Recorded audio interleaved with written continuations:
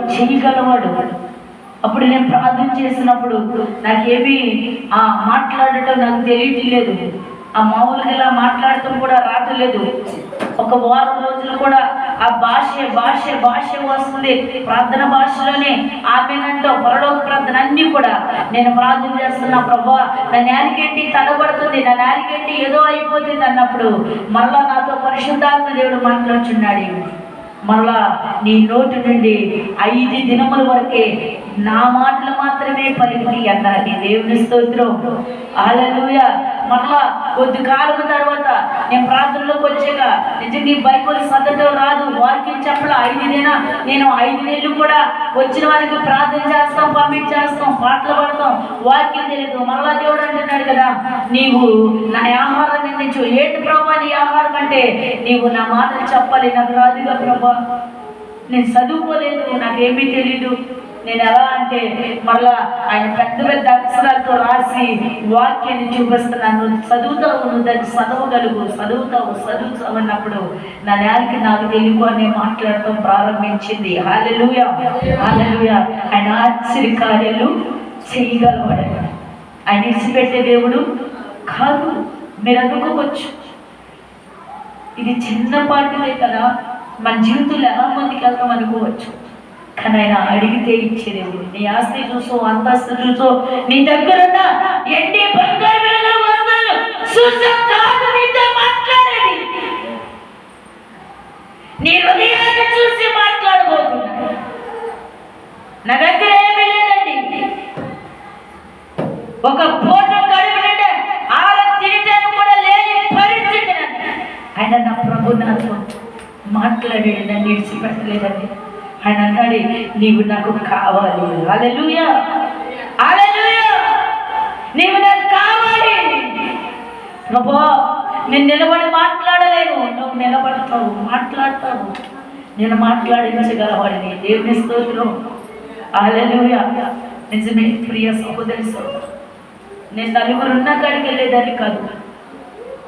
కొట్టుగాడికి వెళ్ళాలంటే అక్కడ చాలా మంది ఉండేవాళ్ళు. ఒంటి దగ్గర కొట్టుగాడు వాళ్ళందరూ ఎట్టోళ్ళంటే వెళ్ళాక కొట్టుకాడికి వెళ్ళి పైగా నిల్లేసేదాన్ని. లేదంటే అలా శరపడి సందుండి లేదండి, భయం, ఎక్కడికి వెళ్ళలేను.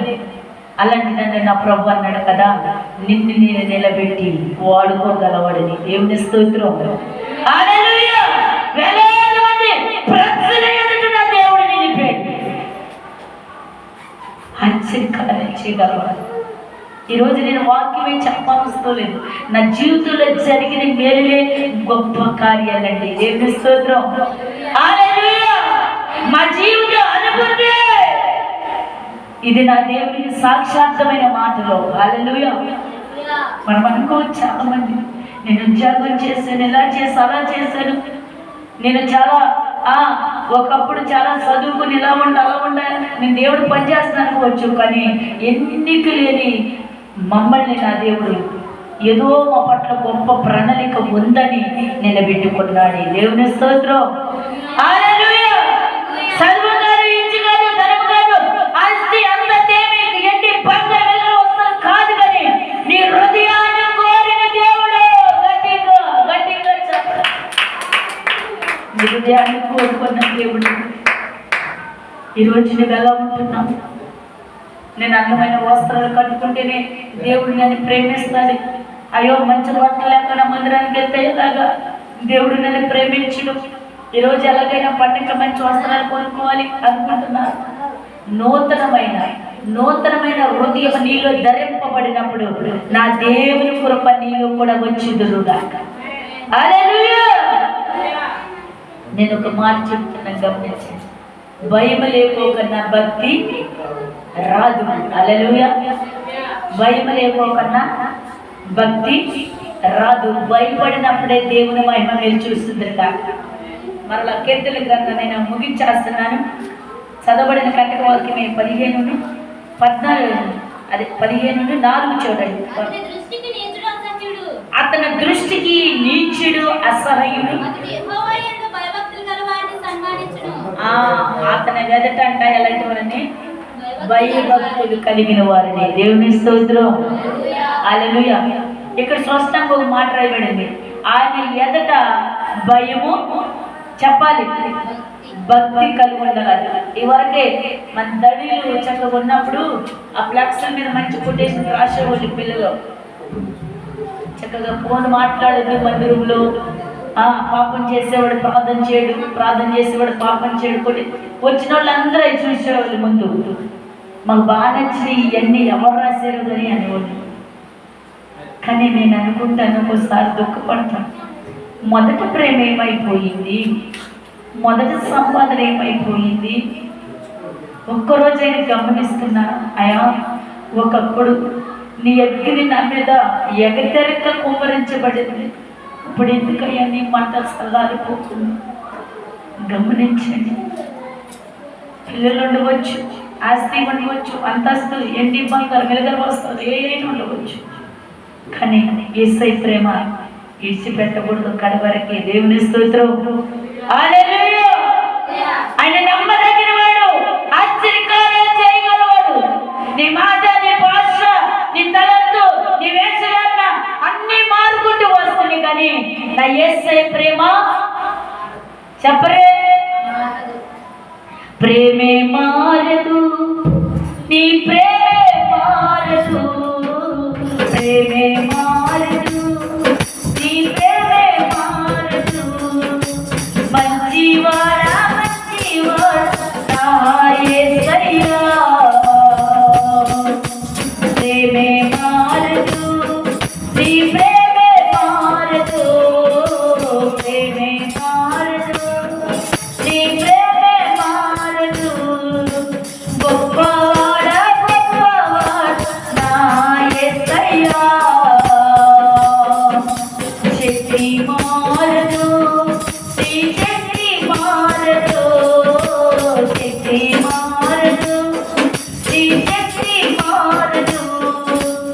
ఆరాధించదను, ఆరాధించదను, నా మనసారా యేసు ఆరాధించదను. గట్టిగా ఆరాధించదను, ఆరాధించదను, నా మనసారా యేసు ఆరాధించదను, నా మనసారా యేసు ఆరాధించదను, నా మనసారా యేసు. గట్టిగా ఆరాధించదను, నా మనసారా యేసునే ఆరాధించదను, ఆరాధించదను, ఆరాధించదను, ఆరాధించదను, ఆరాధించదను.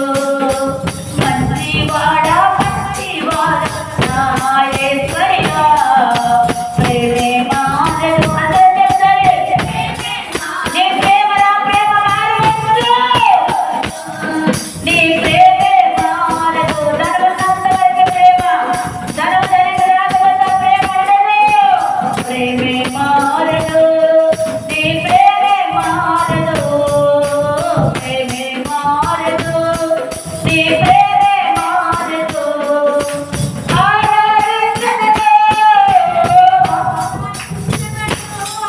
నా మనసారా యేసుని ఆరాధించదను, నా మనసారా యేసుని ఆరాధించదను, నా మనసారా యేసుని ఆరాధించదను, నా మనసారా యేసుని ఆరాధించదను. మనసారా ఆయన ఆరాధించినప్పుడు ఆయన నీకు సమీపంగా నిలబడుదురుగాక. ఈ కొద్ది మాటల ప్రభాస్త్రం నుంచి దీవించబడును గాక. ప్రార్థన చేసుకున్న మోకరించినట్లయితే మిగిలి పరిశుద్ధుడా, మోహనతుడా, ప్రేమ కలిగిన దేవా, దయగల రక్షకుడని కొందనాలు. ఆయా కొద్ది నిమిషాలు మాతో ఎంతగానో మాట్లాడే ఆయా. పేతురు పైకి చూసినప్పుడు నడవగలిగేది, కిందకు చూసినప్పుడు మునుగుకోవడం ప్రారంభించాడు. అయా ఆయన వాక్యం ఎవరైతే గైకుంటారో వారి పూర్ణ శాంతి గల వారిగా చేస్తానన్నావు. కీర్తనలో మాట్లాడుతున్నావు నాన్న, నీ స్తోత్రం. యథార్థము నిలబడేవాడు తన నోటితో తన నాలుకతో కొండుములు ఆడడు అని చదివిస్తున్నావు. ప్రాణమే పోయినా నష్టమే కలిగిన అబద్ధమాడు అంటున్నావు. అయా వారి చెలికాడికి కీడితేడు, పొరుగు వారి మీద నింద మోపడం సెలవిస్తున్నావు.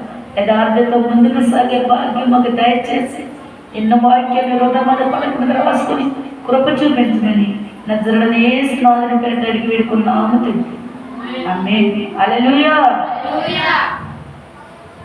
మన పాట పడుతుండగా కత్తబడుతుంది.